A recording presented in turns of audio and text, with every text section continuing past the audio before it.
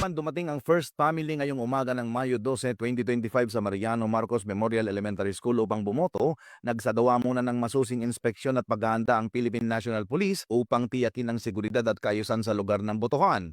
Pinangunahan ng operasyon ng seguridad ni Police Regional Office 1 Regional Director, Police Brigadier General Lou F. Evangelista bilang bahagi ng kanilang kampanya para sa ligtas, maayos at mapayapang halalan.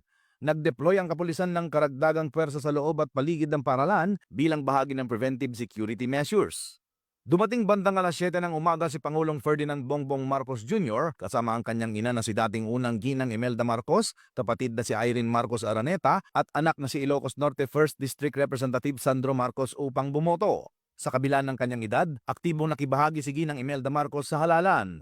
Si Irene Marcos ay tahimik na bumoto, samantalang si Representative Sandro Marcos ay binati ng ilang kabataang botante na nagpahayag ng kanilang suporta. Ayon sa Commission on Election, naging mapayapa at maayos ang halalan sa Batam. Walang naitalang insidente at mataas ang turnout ng mga botante. Malaki rin ang naging bahagi ng PNP sa pagpapanatili ng kaayusan at pagbibigay ng ayuda sa mga senior citizen at persons with disabilities. Ang pagboto ng First Family ay hindi lamang pagpapakita ng kanilang pakikisa sa demokratikong proseso, kundi pati na rin ang kanilang matatag na ugnayan sa mga mamamayan ng Ilocos Norte, ang kanilang makasaysayang baluarte. Mula dito sa Ilocos Region, ako po ang inyong PNN correspondent, Police Master Sergeant Robert Abella Jr., alagad ng batas, tagataguyod ng Balitang Pulis.